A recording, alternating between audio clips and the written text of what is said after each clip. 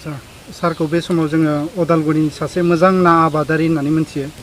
दा बे समाव सारा गावनि सिनायथिखौ होनानै माखासे खोथाखौ जोंनो फोरमायगोन नामा? गोजोन्थों,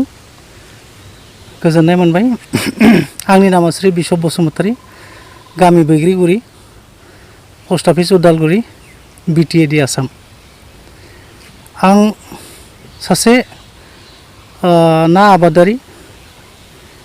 होननानै सिनायथि बुंनो थाङोब्ला मोनबाय। मानो होनोब्ला आं दाखालि बावैसो नेसनेल एवार्ड बेबादि पाटनानिफ्राय केबिकेनि सेलेक्सनाव दाखालि मोनसे माने बेखौ सार्टिफिकेट मोननो हादों। गुत्तै इस्टार्न रिजन निफ्राय जोंनि आसामनिफ्रायबो 10 जन फार्मारखौ लिंहरनाय जादोंमोन। बेयाव गुबुन गुबुन बिथिंनि जेनेबा ना आबादारि, ब्रयलार, दाकारि, डायरी, फिगारि, ओमफ्राय माने एग्रिकालचार गुबुन गुबुन बिफाननिफ्राय लिंहरनाय जादोंमोन। बेयाव आं फिसारिनिफ्राय आं सेलेक्सन जादोंमोन आसामनिफ्राय। बेयाव जोंखौ सम्बर्धना खालामदों, मान बावदों भारत सरकारनि फिसारि एन्ड एनिमेल हासबेन्ड्रिनि मिनिस्टार बिथाङा। जा हक,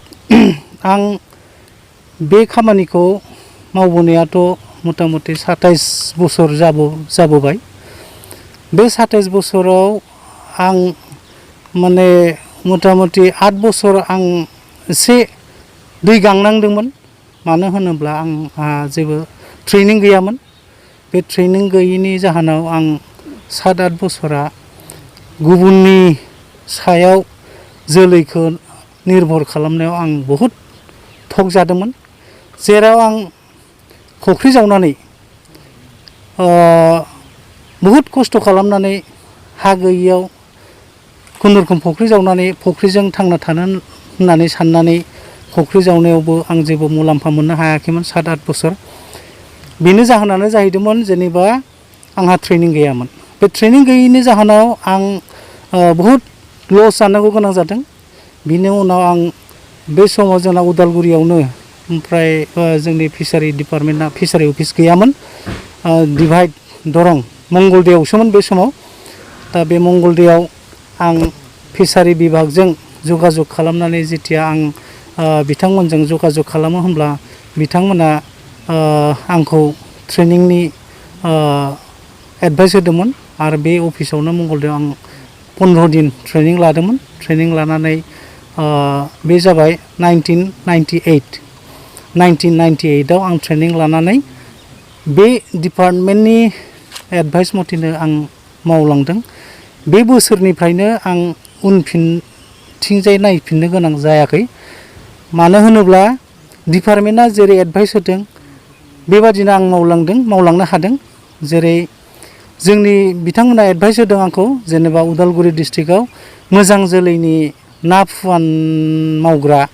ना फुवानाव आखाइ होनाय फार्मार गैया। गतिके नों ना फुवानाव आखाइ हो होननानै आंखौ बुंनायाव आं बेबादिनो ना फुवानाव आखाइ होदों। आखाइ होनानै डिपार्टमेन्टनि जिथु सिट बेखौ आं लाबोनानै रेयारिं खालामफैदों, कालचार खालामफैदों। बेखौ 7-8 मास फिनानै आं जिथु इयारलिं होनो केरिड अभार सिट बेखौ आं रायजोफोरनो आं राननानै होदों। जेराव बे केरिड अभार सिट होनानै आं जथेस्थ' जेरै ना गिदिर फियोब्ला जेसेबां मोननांगौमोन बेनिफ्राय आं माने 2 गुन आं मुलाम्फा मोननो हादोंमोन। लोगोसे आं मोननायजों लोगोसे फार्मारफ्राबो मोजां जोलैनि ना मोननाय लोगो लोगो बिथांमोनाबो प्रडाक्सनखौ मोननो हादों। जेराव माने बिथांमोना माने आसरित जादों जे हाब बेबादि 7-8 मासाव जेनेबा 2 केजि 3 केजि ना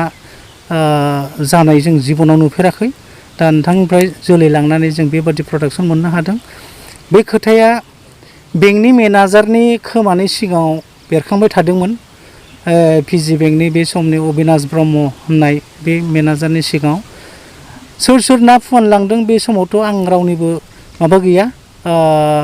नामबो गोसोआव गैया महर मुस्रिखौबो इसेबां गोसोखांनो हायाखै खारन बहुतआनो ना फन लांफैयो रावखौबो आं माने बेबादि किसुमानखौ सिनायोब्लाबो किसुमानखौ सिनाया बे समाव पिजि बेंकनि मेनेजारनि सिगाङाव बयबो बुङो फार्मारफ्रा सोरबा आदा सोरबा आगै सोरबा आदै नोंनि ना जोलैया ओरैबायदि देरदों जों ओरैबायदि मोननो हादों बेखौ खनसे नङा खननै नङा खनथाम माने बे बेंक मेनेजारनि सिगाङाव खोमायाव माने खोनाबाय थादों मेनेजारा ओमफ्राय सानसेखालि मेनेजारा आंखौ लिंहरनानै सोंनांगौ गोनां बाध्य जादों जे बिशप फैलाय मा सार आच्छा नाया देरमारोना सार नाया देरो देरा बेखौथ' नोंथांनि सिगाङावनो रायजोफ्रानो बुंबाय थादों जे नायाथ' इसिखिनि जादों जों ओरैबायदि मोननो हादों होननानै आंथ' बिथांमोनावबो सोङाखै बिथांमोनासो आंनाव बे कमेन्टखौ होदों बे खोथाखौ नोंथाङा स्वयं खोनादों होननानै माने आं बुंबाय अब्ला बे मेनेजारा सिन्था खालामनांगौ बाध्य जाबाय फिसारि बेंकआव फिसारि डिपार्टमेन्टखौ फ्लप होननानै खुनु बाजेट बिसोर हमनाय जायामोन खारन जायनोनो लन होयो बे गरसेबो थाखा सुख'नो हाया बेंकनि थाखाखौ जानानै थानानै बेंकखौ माने बुथारो दा जेराव आंनि खोथाखौ बे बाथ्राखौ खोनानानै बिथाङा आंखौ लिंलांनानै सोंबाय ओमफ्राय फैबाय सानसेखालि आंनाव नोंनो मा नांगौ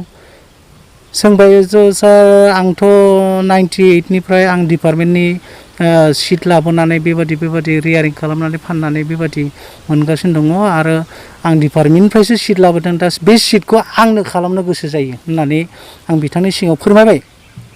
अब्ला बिथाङा जाबाय थिग आसे आं नोंनो हेडसारि लन होगोन दा बिथाङा निजेनो नलबारियाव हेड अफिस नलबारियाव थांनानै बे खामानिखौ मावना लाबोनानै 2005आव बै हेडसारि नोंथांमोना जिथु दहाय नुबोदों ना फिसा दिहुनग्रा जिथु माबा प्रडाक्सन सेन्टार बेखौ बिथाङा 2005आव लन होदों आंबो लाबाय लानानै बेबादिनो आं मोजाङै खामानि मावबाय जेराव बे समावथ' खुनु फार्मारफ्रा रावहाबो जेबो ट्रेनिं गैया एवारनेस गैया नाखौ साइन्टिफिक मेथडजों बोरै मावनांगौ जेबो मोनथियामोन अब्ला आं मा खालामदों आंथ' हेडसारि लुबाय गावनि मार्केटखौ आं गावनो क्रिएट खालामदों जेराव आं हेडसारि लुखांनानै जिरायना थायाखै आं गामि हाबसनदों सोरहाबा समाजनि फुख्रि दं सोरबा क्लाबनि फुख्रि दं सोरबा बेक्तिगत फुख्रि दं आं बिथांमोनखौ बुजायहैदों जे ओरैबायदि खालामोब्ला नोंथांमोना प्रडाक्सन बा नाखौ उत्पादन खालामनो हागोन बेनिफ्राय नोंथांमोना माने लाभालाबखौ मोननो हागोन बेफोरबायदि बुजायनायाव आं जेरै बुंदों बिथांमोनाबो मावदों मावनाय लोगो लोगो बिथांमोनाबो प्रफिट मोनदों आरो आंबो सोलिनो हादों बेबायदिनो दिनैसिम 2005निफ्राय आं दिनैसिम उनफिननांगौ जायाखै आरो बरं आं उदालगुरि डिस्ट्रिक्टखौ माने हारसिङै दायो आंनि बे सानजाथिं जेसेबां फार्मार दं आं बिथिंथ' गोबां कभार खालामबाय दासिमबो आं माने हरगासिनो दं ना फिसा हरगासिनो दं हरबाबो हरख'नो हाया खिन्थु आंसो गाज्रि मोनजानाय जायो खारन नांगौ रोखोमनिखौ आं सुफुंनो हानाय आं केपासिटिया माने जथेस्थ' जायाखै जिखिनि रायजोफ्रा दायो जिखिनि हजाग जाबाय जिखिनि एवारनेस जाबाय ना फिनायनि बेलायाव खिन्थु बेखिनिखौ सुफुंनो थाङोब्ला दायो आंबादि हयथ' आंनो जथेस्थ' सुबिदा नांगोन बा आंबादि हयथ' 10 जन ओंखारनांगोन अब्लासो जों बेखिनि माने जिथु डिमान्ड बेखौ जों फुलफिल खालामनो हागोन होननानै आं सानो आरो आथिखालाव जिथुनिखि लाइमोनफोरनि जेंना बा जिथु बेकार बा बिथां उन जोलै लाइमोनफोरखौ मा बुंनो सानो नोंथाङा बे समाव आं बेखौनो बुंनो सानगोन बिथांमोना समखौ ओरैनो नागारनो नाङा बिथांमोना आजिखालि जोंनि बर'नि आखायाव बा बर'नि जिथु सोर्स बर'आ दासिम गैया नङा जथेस्थ' दङ मोनसे न'खराव गंसे फुख्रि दंखायो होनब्लाबो भुल बुंनाय जाया खिन्थु जों दासिम ना खेथिखौ जों बिजनेस पारपासाव लानो हायाखै आरो जिथु न'आव थाखानाय फुख्रि बेखौबो जों माबायदि कालसार खालामनांगौ साइन्टिफिक मेथडजों माबोरै खालामनांगौ बेखिनिखौ जों दासिम मावाखै होननानै आं नुनो मोनो आरो बेनो माने द्रुत अर्थनैतिक उन्नयनत मास खेथि माने थाबैनो नों जुदि नोंनि आंखालखौ सुफुंनो नागिरदोंबा खम समावनो जुदि सुफुंनो नागिरदोंब्ला ना खेथिनि अनगायै गुबुन खेथिजों जों गावनि आंखालखौ जों सुफुंनो हाया होननानै आं सानो अब्ला सोरबा जुदि बेकार बा आनएमप्लयड गथ'फ्रा जुदि आजिखालिथ' गामि गेजेरावबो बहुद लिजाव मोननो हानाय फुख्रि दङ बेफोरखौ जुदि लानानै एडभाइस लानानै मोजां माने राहायै जुदि बे खेथिखौ मावोब्ला निस्सय बिथांमोना खुनु गुबुन खामानियाव आखाइ होआब्लाबो बेखौनो जुदि मोजाङै गुरुत्त' होनानै मावोब्ला बेयावनो बिथांमोना सोलिनो हानायनि जथेस्थ' राहा दं होननानै आं सानो आरोखि नोंथांनि इयारलि इनकामा माबोरै आंनि इयारलि इनकामाथ' दाथ' आं अकल ना खेथिल' मावा ना खेथिजों लोगोसे आंहा माइ खेथिबो आं मावो लोगोसे आं गय गायनाय दङ थालिर बागान गय ओमफ्राय माइ खेथि बेफोरखौबो आं दायो ना खेथि थानाय लोगो लोगो बे बाखिफ्राबो जालांजोबो गतिके आंनाव दायो मोनब्रै फेमिलिया आं बिसोरखौ फोथांना लाखिनो हादों दासिम 7 मानसिया आंनाव गोनां जायो आरो बिसोरो सान हर आंनावनो थानानै आराम बिसोरनि न'खरखौबो बिसोरो फोथांनानै लाखिनो हादों आरोखि सरकारनि माखासे सुबिदाफोरनि बागै बुंगोन दा बुंनो थाङोब्लाथ' सरकाराथ' जथेस्थ' बे ना फिसिनाय बेलायावनो होन गुबुन एग्रिकालसार बेलायावनो होन जथेस्थ' सुबिदा होगासिनो दङ बेयाव घरे घरे पुखुरि घरे घरे मास बेबो सरकारा होगासिनो दङ जेराव जों आखाइ होजेनग्रोनांगौ खिन्थु जोंना खोथाया जाहैबाय मा सिदायैनो जोङो माबा मोनसे मोननायखौसो जों हास्थायग्रो खिन्थु मोननायनि सिगां गाव जे निजे मावग्रोनांगौ मावनानै खिन्थाग्रोनांगौ बे माबाखौसो जों लानांगौ दा जोंना बे मोनसे बिराद माबा जानानै दङ बेखौ मा होनगोन बे जोंखौ हमथाना लाखिनाय बादि जानानै दङ माबा मोनसे मावोब्ला सरकारा होखायो आरो दा जेरै होन आंखौ दायो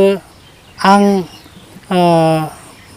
सिगाङावथ' आं सरकारनिफ्राय ग्रान्टस एन्ड एड जेबो नागिराखै आं मावनांगौ गोनां मावनो गोसो जानाय इन्टारेस्ट गोनांखाय आं मावलांबाय थादों जेराव बेयाव बेंकआ आंखौ नोजोर होनानै हेडसारि लन होबाय 2005 आव बोसोरनैनि उनाव बे लनखौ आं क्लियार खालामबाय बे बोसोरनैनि उनावनो बेंकआ आरो आंनो जासिबावबाय माबा नांबावगौ नामा बुंबाय आं बलेर' पिकआप ना बोग्रा ना रोगाग्रा गारि आंनो नांगौ होनबाय अब्ला बिथांमोना बलेर' पिकआप लोगो लोगो होबाय आंनो बेखौबो आं मास मोनथाम माने सालायबाय मास मोनथामनि उनावनो बे लनखौबो आं क्लियार खालामबाय आरो बिनि उनाव मेनेजारा स्वयं निजेनो फैनानै आंनि सिथ्लायाव फैनानै नोंथांनो बलेर' नांगौ होननानै आंनो द्राफ्ट दानना होफैबाय अब्ला सुबिदा नाय नों जुदि जिखुनु मोनसे इन्सटिटिउसनजों नों जुदि नोंनि मावनायखौ नुहुरोब्ला सुबिदाया अट'मेटिक फैयो दा जेरै आं केबिके नोंथांमोना बेयाव अमा गन्द्राखौबो नुदों अमा फिसाखौ नुदों केबिकेआ आं लिस्ट मोनसे होदोंमोन जोंनि गामिनिफ्राय 10 जन फार्मारनो नोंथांमोना अमा फिसा होनांगौ बिथांमोना खुब इन्टारेस्टेड फुख्रिजों लोगोसे अमा फिसिनो लुगैयो ना फिसारिजों लोगोसे गतिके बे लिस्ट 10 जन होनायाव बिसोर लोगो लोगो आंनो 10 जन होनायासो 9 जननि होबाय 9 जन माने सासे फार्माराव गासै 3 खरि अमा रानि ब्रिडनि लेटेस्ट ब्रिड रानि ब्रिड होबाय होनानै जोंनो होबाय सुबिदा होबाय बे रखम दा बे अमा 3निफ्रायनो आं दिनैसिम फ्राय बुंनो थाङोब्ला मथामथि 5-6 लाख थाखा आं मोननो हाबाय बोसोरथामाव होमबा केबिकेआ जथेस्थ' सुबिदा होबाय जोंनो आरो जितु केबिकेनि जितु मेइन उद्देश्य मोदीनि जितु टारगेट 2022आव जितु फार्मारफोरनि डाबलिं इनकामनि खोथा बुंदों निश्चय जों मोननो हाबाय आरो बेखिनि सुबिदाखौ मोननो हाबाय लोगोसे दायो मख'आबा गोरोन्थि जागोन 2009आव आंखौ बिटिसिआबो माने मान बावदों क'क्राझाराव 2009आव ओमफ्राय मान बावखांनायनि उनाव 2010आवनो आंखौ माने बिटिसि माबाया गभर्नमेन्टआ आंखौ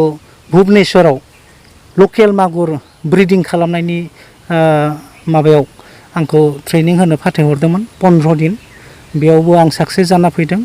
बेनिफ्राय आं लकेल मागुरबो फिसा दिहुनफैदों दायो आं माबागासिनो दङ लकेल मागुरखौ आं एबार आइएमसिनि थाखाय समायनि एसे आंखाल आरो किसुमान सुबिदा नांगौ लकेल मागुरनि सायाव दा बेफोरखौ मोननो हायो आं बे लकेल मागुरखौ दोनथ'दों दा जितु पाब्लिकफोरनि जितु डिमान्ड साहिदा जितु रौ मिरगा बुक आइएमसि बेखौ आं एबार जथेस्थ' हरनो हादों।